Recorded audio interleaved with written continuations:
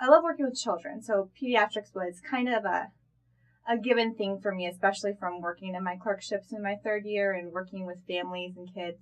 That was a for sure. And the part of neurology that I like is that there's so much that we don't really understand about it, and there are so many changes that are going on in the field.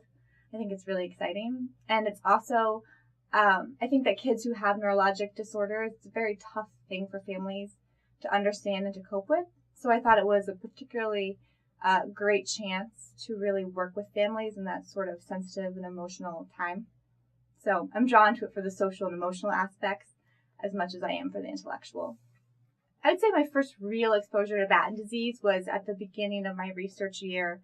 Every year there's a parent support conference, the Batten Disease Support and Research Association, or BDSRA as we call it. They host a parent support group meeting each summer where a lot of parents and children and researchers will come and get together and talk about, emotional aspects of the disease as well as current research going on. And that's actually where we see a lot of the children and do a lot of our data collection. That was my first exposure was during the summer that I began. And I think meeting those families and seeing those children, I was drawn in many ways. One being the families are so strong and what they do for their kids is amazing.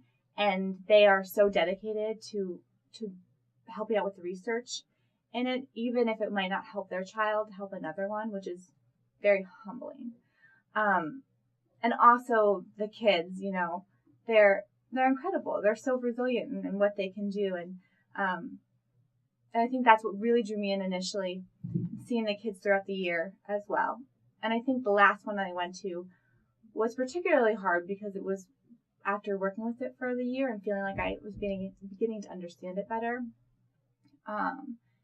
Seeing a lot of the kids who are at the beginning of the disease and seeing the kids at the end of the disease, I think had a much more profound effect on me. Mm-hmm. But it also made me want to continue this because there's so much more to do for these kids. There's one family with two sons who I've met really further along in their teenage years, which is kind of far along into the disease, and they're impaired in a lot of the ways that kids are impaired, but they have so much joy in so many of the things that they do, and the parents are amazing, and they keep the kids involved. And there's a video of the older boy. He's part of the baseball team that his dad coaches, and he got to hit one of the balls and run around the bases, and it was just, it's amazing to see what the families will do to keep the kids to have as normal a life as possible.